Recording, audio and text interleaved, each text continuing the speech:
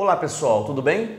Sou o professor Christian Davidson e estamos aqui hoje nesse aulão preparatório aí para o concurso da EBSER para falar com vocês um pouquinho sobre a questão histórica do SUS, sobre os princípios que norteiam o Sistema Único de Saúde brasileiro. E essa parte do concurso, da matéria, serve tanto para você que vai fazer o concurso para Uberlândia, quanto para você que vai fazer também um concurso a nível geral, a nível nacional, ok? Vamos lá, ó. Quando observamos a questão histórica do SUS, o surgimento do SUS, nós temos que ter em mente dois períodos. O período anterior à Constituição de 88 e o período a partir da Constituição de 88. Porque a Constituição de 88 ela foi um marco importantíssimo no sistema de saúde brasileiro. Ela revolucionou o sistema de saúde brasileiro. Vem comigo aqui para o slide, ó. Vamos começar a analisar esse período anterior à Constituição aí, certo? Em 1977, o Brasil criou, por meio da Lei 6439, o extinto INAMPS. O que era o INAMPS? O Instituto Nacional de Assistência Médica e Previdência Social, certo? Pessoal, esse INAMPS, ele era uma autarquia federal, ok? E o que essa lei que criou o INAMPS fez? Ela pegou parte do que era desempenhado até então pelo INPS, ok? À época existia o Instituto Nacional de Previdência Social, que era o INPS. O que a lei que criou o INAMPS fez? Ela pegou parte do que cabia ao INPS naquela época e transferiu isso para duas novas instituições. Porque na época o extinto INPS, Instituto Nacional de Previdência e Assistência Social, também cuidava da parte da saúde. E a partir dessa lei que criou o INAMPS, houve uma mudança e o INPS daquela época ficou cuidando apenas da questão previdenciária, apenas da previdência. Só a título de curiosidade, o INPS é o antecessor do atual INSS, que nós conhecemos, que é o Instituto Nacional de Seguro Social, que trata aí do regime geral da previdência, certo? Então vamos lá, ó. Essa lei que criou o INAMPS, como dissemos aqui, ela transferiu parte das funções que cabiam ao INPS para duas novas instituições. Volta comigo para o slide aqui, ó. Quais eram essas duas novas instituições? O INAMPS, que era o Instituto Nacional de Assistência Médica da Previdência Social, que era o órgão responsável pela assistência médica aos segurados, e o IAPAS, que era o Instituto de Administração Financeira da Previdência e Assistência Social. Então percebam que a parte da assistência médica ficava a cargo do INAMPS, ok? Criado aí por essa lei 6.439, certo? E o INPS, como já dissemos, ficou somente responsável pela questão da concessão dos benefícios previdenciários, que é o que hoje faz o INSS. Tudo bem, pessoal? Ó, naquele tempo, na década de 70, INAMPS, como é que funcionava aqui no Brasil? A assistência à saúde, ela tinha uma estreita vinculação com a questão previdenciária. ok? O mesmo órgão responsável pela previdência costumava ser também responsável pela assistência à saúde da população brasileira, ok?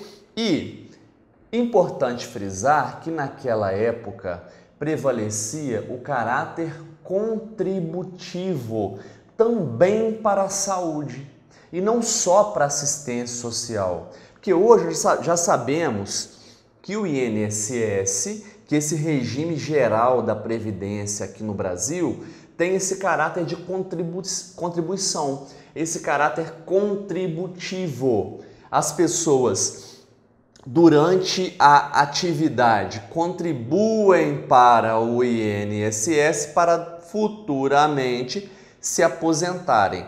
Na época, a questão da saúde também tinha essa questão, essa forma contributiva, ok? Vem comigo para o slide aqui de novo, ó. Então já falamos desse caráter contributivo do sistema. Esse caráter contributivo, pessoal, gerava a divisão da população brasileira em dois grandes grupos, certo?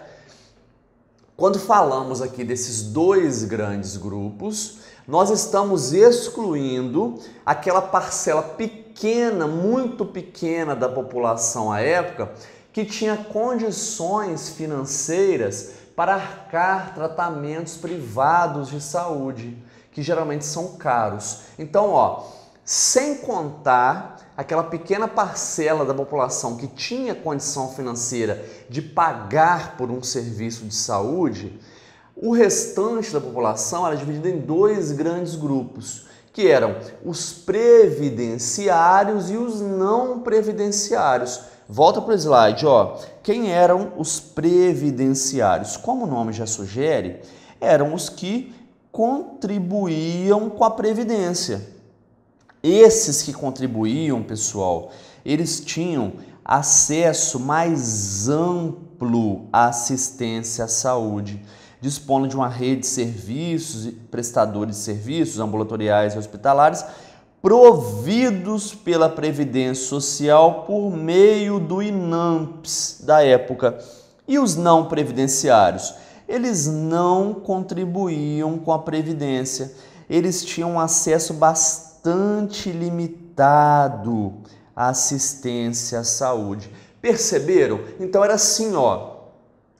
Quem contribuía com a Previdência tinha um acesso mais amplo aos serviços de saúde prestados pelo governo brasileiro. Quem não contribuía, por meio do INAMPS, ok? Quem não contribuía com a Previdência não tinha acesso quase nenhum. O acesso era bastante limitado. Por isso que nós dissemos aqui agora há pouco que havia essa estreita vinculação aí do sistema de saúde à questão previdenciária. Tudo bem? Vamos seguir. Ó, o que aconteceu? Em meados da década de 80, já começou a surgir aquele movimento de redemocratização do Brasil, aquela insatisfação da população brasileira com vários aspectos, aquele clamor pelas diretas já.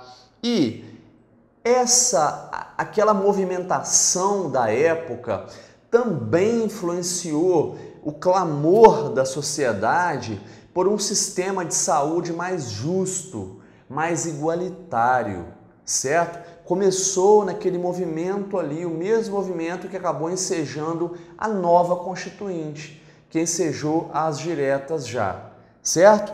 Vem para o slide comigo aqui, ó. Então começaram a ser implementadas ações integradas de saúde.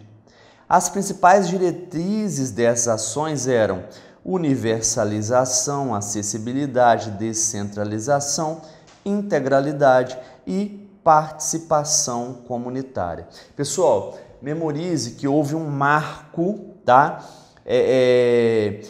Para vários estudiosos, esse marco sobre o qual vou falar aqui agora, ele foi importantíssimo como para instituir esse novo modelo de saúde que surgiu a partir da Constituição de 88, esse modelo de saúde pública universal. Qual foi esse marco? Ó, foi a 8ª Conferência Nacional de Saúde, em 1986, certo?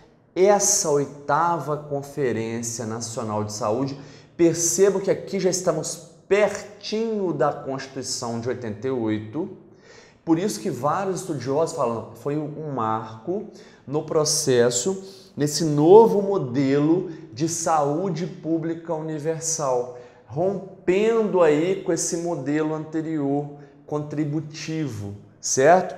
Que vinculava a prestação de serviço de saúde à questão previdenciária, que separava a prestação de serviço de saúde, era diferente para quem contribuía com a Previdência ou para quem não contribuía com a Previdência, ok? Houve então, começou a haver uma ruptura com esse modelo, sobre o qual nós falamos aqui. Tudo bem? Só uma curiosidade, colocamos aqui no slide também. Embora o SUS tenha nascido com a própria Constituição de 88, ele surgiu com a própria Constituição de 88, o INAMPS só veio a ser extinto 5 anos depois. Olha que interessante, ele só foi extinto em 1993, com a Lei 8689. Tudo bem? Então, ó, já vimos esse período anterior à Constituição da República.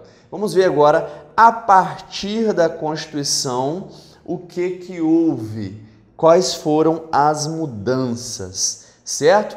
Ó, Constituição de 88 estabeleceu então uma nova ordem em vários aspectos. Foi, né, uma mudança drástica aí nos caminhos pelos quais o Brasil estava trilhando, certo? Foi esse processo de redemocratização do país, a volta da democracia, do voto direto, etc. e tal. E houve também uma mudança drástica na questão relacionada à saúde pública, ok? Até então, como já vimos, basicamente só tinha condições de ter serviço de saúde ou quem podia pagar, que era uma parcela minoria da população, ou os chamados previdenciários, quem tinha condição de contribuir com a Previdência. Quem não contribuía com a Previdência ficava aí ao léu praticamente, não tinha praticamente acesso nenhum à saúde pública. A Constituição de 88 rompeu com esse modelo, instaurou uma nova ordem, certo? Vem para o slide aqui, ó. A partir da Carta de 88, a condição para se ter direito de acesso aos serviços e ações de saúde é simplesmente precisar deles, ok? Pessoal, só uma observação aqui. Quando estudamos, né, na Constituição, principalmente, essa questão da saúde, obviamente, nós estudamos a teoria. Nós sabemos que na prática não é bem assim. Na prática, o acesso não é tão fácil assim como parece, como está escrito na Carta Magna. Só que, obviamente, você está se preparando para um concurso público, em que vai ser cobrada a teoria. Então não assuste, não pense, mas na prática não é assim, não são todos que têm acesso, não é assim, não basta precisar para ter acesso. Teoricamente sim, ok? Então vamos focar aqui na teoria, que é o que interessa a você para fazer a sua prova, certo? Vamos seguir então, ó. A saúde na Constituição de 88 passa a ser um direito de todos e um dever do Estado. Direito de todos, sem qualquer discriminação, sem qualquer distinção. Essa foi a grande mudança vinda com a Constituição de 88 na questão da saúde pública. Não mais dividir a população brasileira. Todos, indistintamente, têm direito à saúde e é um dever do Estado. Repito, pelo menos, teoricamente é assim. Vem comigo aqui, ó, pro slide. O artigo 196 da Constituição, ele fala de acesso universal igualitário aos serviços de saúde. Tá vendo? Não é mais os serviços de saúde no Brasil passam a ter como destinatários todos e não mais somente aqueles que contribuem com a Previdência. Tudo bem? Vamos lá, ó. O artigo 97 da Constituição, ele fala o quê? Que as ações e os serviços de saúde passam a ser considerados como de relevância pública. Além disso, passam a integrar uma rede regionalizada e hierarquizada. Ó, várias vezes isso já foi cobrado em concurso, ok? Memorize isso para a sua prova, isso é muito importante. O SUS funciona de forma regionalizada e hierarquizada, ok? Essas duas palavrinhas são de suma importância para a sua prova, certo? Vamos seguir. Os editais estão cobrando, certo? As diretrizes do SUS. É o que nós vamos ver agora. Vamos lá, ó. O artigo 198 da Constituição da República é o que traz para nós as diretrizes do SUS. Quais são? Descentralização, com direção única em cada esfera do governo. Pessoal, cuidado, porque já foi cobrado mais de uma vez, o examinador gosta de confundir o candidato na hora da prova. Já foi cobrado centralização. Não erre isso, ok? Memorize a palavra descentralização. Os serviços de saúde no Brasil são descentralizados. Então é por isso, por exemplo, que os municípios têm um papel importantíssimo na prestação de serviço à saúde. Por quê? O município é que está mais perto ali da população. A União está mais distante. Conseguem visualizar isso? É por isso que o serviço de saúde no Brasil ele é descentralizado. Parte a União comanda e outra parte ela descentraliza aos estados, ao Distrito Federal ou aos municípios. Então memorize essa palavrinha, descentralização, para a sua prova. O que mais?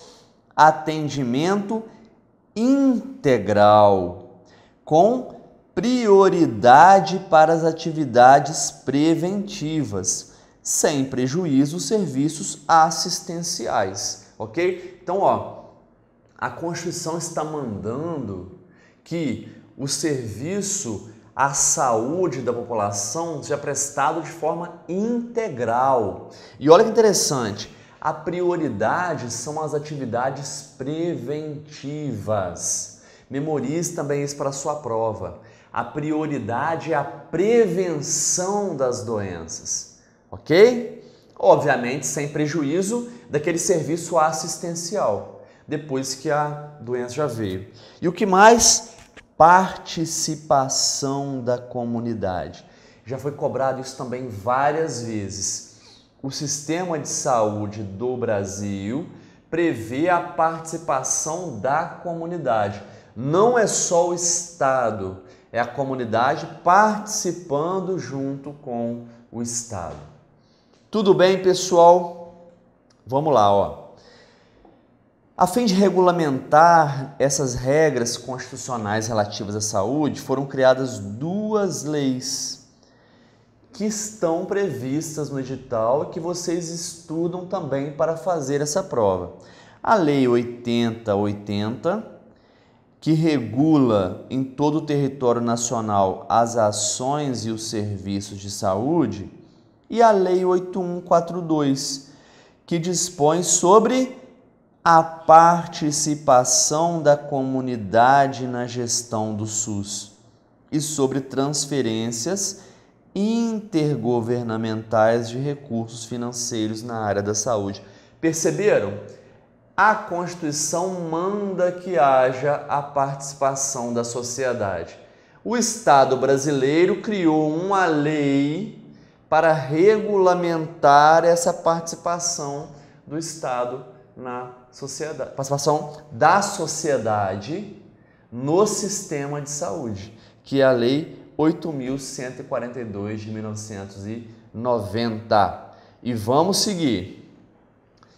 Os editais também cobram os princípios norteadores do SUS, do Sistema Único de Saúde. Quando se fala em princípios, nós estamos falando ali realmente do que é mais importante, do que serve de norte, do que serve de direção. Em relação ao SUS, esses princípios eles estão previstos no artigo 7º da Lei 8080 de 1990. E vamos dar uma rápida passada aqui por cada um deles, ok?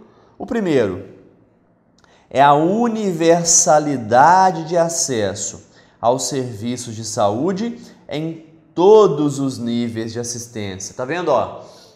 O serviço de saúde passa a ser universal, passa a ser para todos, não somente para quem contribui com a Previdência. Segundo, integralidade de assistência, entendida como o conjunto articulado e contínuo das ações e serviços preventivos e curativos, individuais e coletivos, exigidos em cada caso, em todos os níveis de complexidade do sistema. Então, ó, o SUS é feito para prestar uma assistência integral à saúde, tá vendo? Ó, todos os níveis, seja individual, seja coletivo, seja serviço preventivo, seja serviço curativo, a assistência tem que ser integral, ok? Memorizem isso, ó. SUS, assistência integral e gratuita. O que mais? Preservação da autonomia das pessoas na defesa de sua integridade física e moral. Isso foi cobrado várias vezes também, pessoal. Ó, a questão da autonomia das pessoas, da autonomia mesmo de decidir sobre a sua própria vida. Por quê? O Estado, qual o papel do Estado na saúde? Ele tem que prestar, ele tem que disponibilizar às pessoas um serviço de saúde digno. Agora, o Estado não pode obrigar uma pessoa, por exemplo, a se submeter a um tratamento de saúde. Então, pense na seguinte situação: alguém é acometido aí de um câncer. Se a pessoa disser assim, olha, eu não quero ser tratado, eu quero ficar em casa e esperar a morte chegar. É um direito da pessoa. Isso é autonomia da vontade, ok? O Estado presta o serviço para quem necessita, para quem deseja, mas o Estado não pode obrigar a pessoa, desde que ela esteja em sã consciência, obviamente, ela tem a sua autonomia. É a autonomia da vida privada que todos nós temos. O que mais? Igualdade da assistência à saúde, sem preconceitos ou privilégios de qualquer espécie. Já dissemos aqui, o SUS é para todos. Repito, ao menos teoricamente, ok? Não pode haver qualquer privilégio, qualquer preconceito, é para qualquer pessoa, é para todos. O que mais? Direito à informação, as pessoas assistidas sobre a sua saúde. Isso foi cobrado já também várias vezes. A pessoa que está se submetendo a um tratamento de saúde tem o direito de ter informação sobre aquele tratamento, de saber eventuais efeitos colaterais, expectativa de vida, todas as informações relativas àquele tratamento. Divulgação de informações quanto ao potencial dos serviços de saúde e sua utilização pelo usuário, ok? O Estado tem que divulgar, tem que levar ao conhecimento da população todas as informações necessárias sobre os serviços de saúde que ele presta, sobre a sua utilização. O que mais? Utilização da epidemiologia para o estabelecimento de prioridades, alocação de recursos e orientação programática. Isso foi cobrado várias vezes também. Memorize essa palavrinha, aí epidemiologia, que é aquela parte da medicina, né, que estuda a questão das doenças, o surgimento das doenças. Lembre da palavra epidemia, ok? Imagina a seguinte situação: o estado de Minas Gerais está passando por uma epidemia de meningite. Esse fato, obviamente, vai levar o Estado brasileiro a definir como prioridade no estado de Minas o combate, a vacinação aí das pessoas para que combater aí essa epidemia de meningite, ok? Então, memorize isso para a sua prova. A epidemiologia é utilizada para estabelecer aí prioridades, para onde vão os recursos inerentes ao SUS, etc. e tal. Participação da comunidade. Olha só, hein? Mais uma vez, percebam que a participação da comunidade é tanto prevista como diretriz do SUS lá na Constituição da República, como um princípio norteador do SUS aqui na Lei 8.080, certo? Descentralização político-administrativa com direção única em cada esfera de governo. Ênfase na descentralização do serviço para os municípios e regionalização e hierarquização da rede de serviços de saúde. Vejam bem, essas palavrinhas, em concurso, temos que ter em mente algumas palavras, nós temos que memorizar mesmo e associar para não errar. Por quê? O examinador, ele gosta muito de trocar as palavras para confundir o candidato. Então, por exemplo, onde se fala descentralização e coloca centralização, ele pega o candidato desavisado, mas não pega o candidato que está preparado, que está estudando, etc e tal. Então, veja bem, primeiro, memorize isso. Já falei, ó, a palavrinha descentralização. O serviço de saúde no Brasil, ele é descentralizado. E percebam que a ênfase aqui é nos municípios. Como já dissemos aqui, a população, quem está mais perto das pessoas? O município. Está mais perto das pessoas que a União, ok? E memorize também, além de descentralização, ó, regionalização e hierarquização. Então, ó, parte cabe aos municípios, parte cabe aos estados, parte cabe à União. Existe uma hierarquia, isso que é a hierarquização e a regionalização, ok? Por exemplo, como parte cabe aos municípios, há ali um fenômeno da regionalização, assim como parte cabe aos estados da federação. Então são três palavrinhas que você não pode esquecer para a sua prova. Quando você pensar em SUS, fala SUS, Sistema Único de Saúde, descentralização, regionalização e hierarquização. Você não pode esquecer essas três palavrinhas. Vamos seguir. Integração em nível executivo das ações de saúde, meio ambiente e saneamento básico. Isso foi cobrado também mais de uma vez, ok?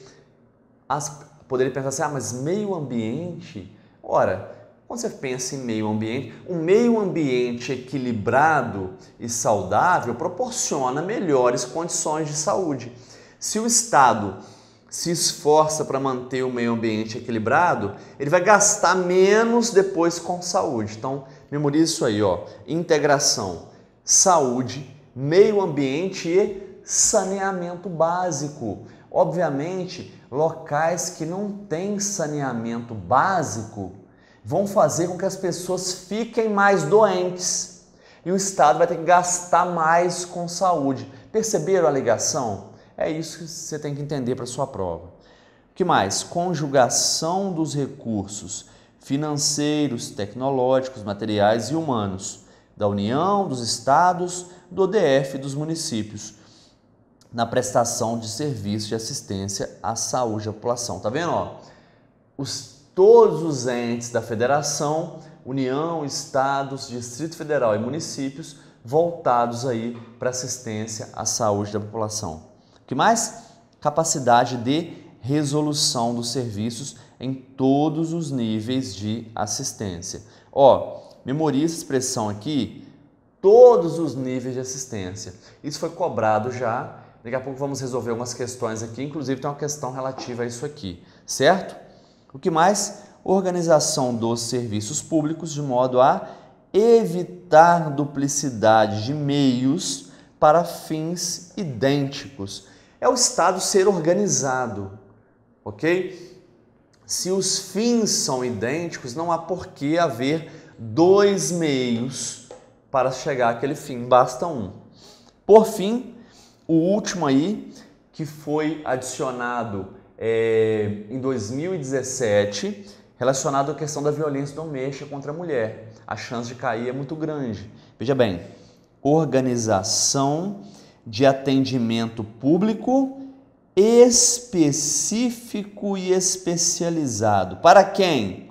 Mulheres e vítimas de violência doméstica em geral, que garanta, entre outros, atendimento, acompanhamento psicológico e cirurgias plásticas reparadoras. Vejam que interessante, pessoal, como esse inciso não existe na lei original, não foi criado, não nasceu junto com a lei 8080, mas foi criado agora em 2017, a chance de ele ser cobrado é muito grande, ok? Então, ó, primeiro fato para o qual eu chamo a atenção de vocês aqui. Ele fala em atendimento específico e especializado para mulheres e vítimas de violência doméstica em geral, ok? Então veja bem, porque não é só mulher que pode ser vítima de violência doméstica.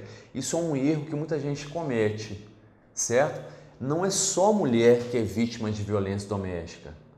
O homem também pode ser em algumas situações, ok? Então, ó, esse atendimento específico e especializado é para mulheres e vítimas de violência doméstica em geral. Não é para mulheres vítimas, ok? Primeiro ponto. E outro ponto, o que o Estado deve prestar às pessoas que são vítimas de violência doméstica de acordo com a Lei 8080? Atendimento, acompanhamento psicológico e, veja bem interessante, cirurgias plásticas reparadoras. É isso mesmo, é o SUS arcando com cirurgias plásticas reparadoras para pessoas vítimas de violência doméstica.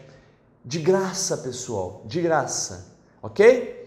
Então, vista essa parte teórica, feito esse apanhado geral aqui da parte teórica, trouxemos para vocês alguns exercícios para vocês perceberem como isso vem sendo cobrado nos concursos públicos, ok? Vem comigo aqui, primeiro exercício, foi de um concurso de 2016 da EBSER, certo? Vamos lá, ó. O Sistema Único de Saúde possui princípios e diretrizes. Acabamos de ver, ó. algumas delas listadas a seguir. Sobre elas, informe se é verdadeiro ou falso o que se afirma e assinale a alternativa com a sequência correta. Então, ó, primeiro temos aqui que colocar V ou F e depois temos que vir aqui e marcar qual que nós achamos que é a correta, ok? Vamos lá, então, ó, vamos ver uma por uma.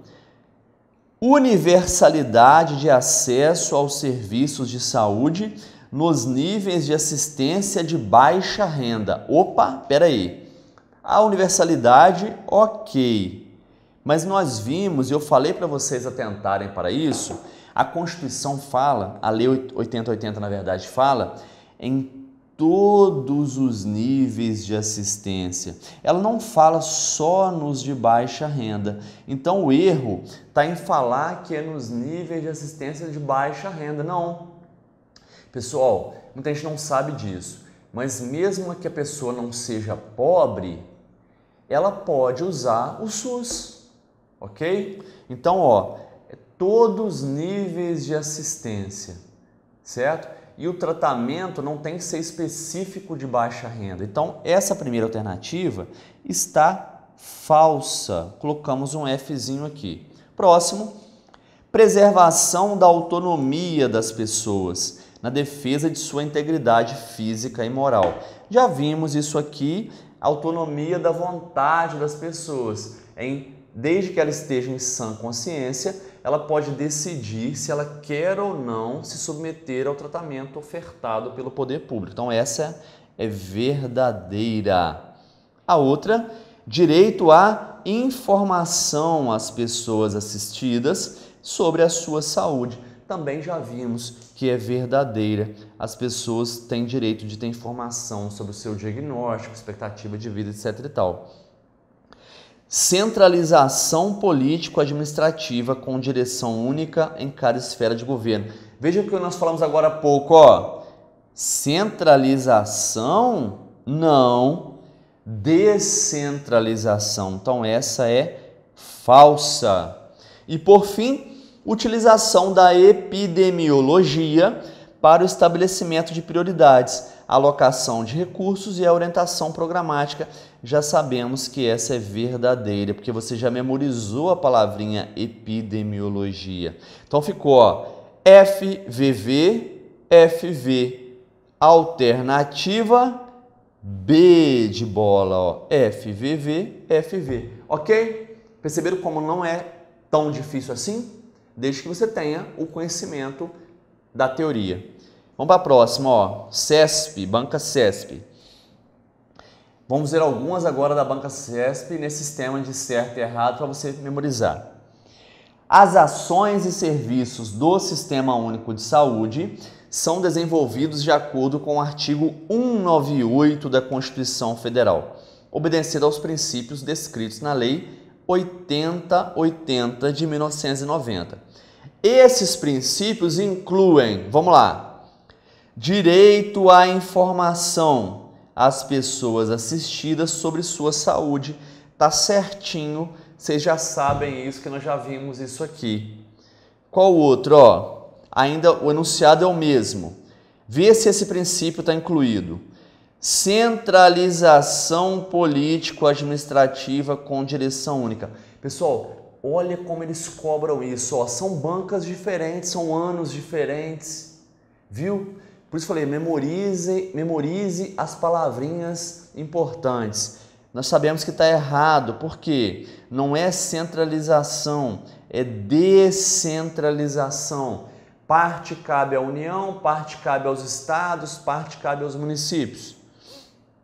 A próxima, também relacionada aos princípios, ó, participação da comunidade. Já vimos isso, tá certinho, ok? Percebam como é tranquilo? Desde que você tenha o conhecimento teórico.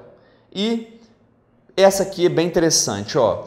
Esse concurso foi de agora 2019, tá?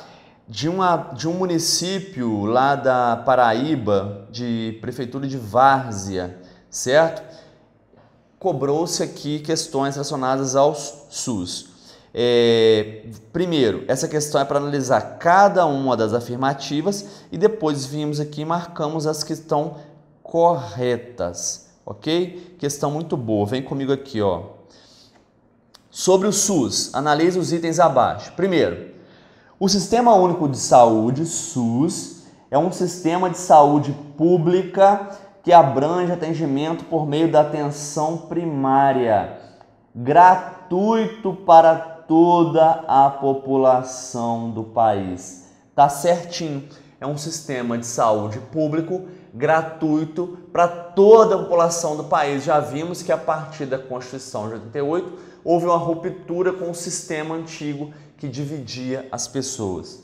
Segundo, com o SUS, atenção integral à saúde e não somente aos cuidados assistenciais passou a ser um direito de todos os brasileiros, desde a gestação e por toda a vida, com foco na saúde com qualidade de vida, visando prevenção e promoção da saúde. Certinho. Pessoal, professor, mas na teoria é lindo, mas na prática não é assim. Repito, na sua prova vai ser cobrada a teoria. Tá certinho, exatamente isso aqui. Próximo. Gestão das ações e dos serviços de saúde deve ser solidária e participativa entre os 3 entes da federação, União, Estados e municípios. Certinho. Tá vendo? Ó? A Constituição falou que todos os entes da federação têm que atuar juntos na defesa da saúde, de forma solidária e participativa. Até agora tudo certo. Vamos ver a última. A rede que compõe o SUS é ampla e abrange tanto ações quanto serviços de saúde. Engloba atenção primária, média e até altas complexidades, serviços de urgência e emergência, atenção hospitalar, serviço de vigilância epidemiológica, sanitária e ambiental e assistência farmacêutica. Pessoal, tá certo? É isso mesmo, o SUS é amplo assim, ao menos em tese, ao menos teoricamente, tá tudo certinho aqui. Então o que está correto? Todas as alternativas, letra E. Ok, pessoal? Ó, fechamos aqui então essa parte aí da questão histórica dos princípios, diretrizes do SUS para esse aulão da EBSER. Espero que vocês tirem bastante proveito dessa aula. Foque nos seus estudos, não desanime. Agora já está na reta final. Agora é intensificar os estudos e não desanimar. No que precisar de nós, estamos aqui no curso Logos para receber vocês, ok? Bons estudos, um abraço a todos e até a próxima.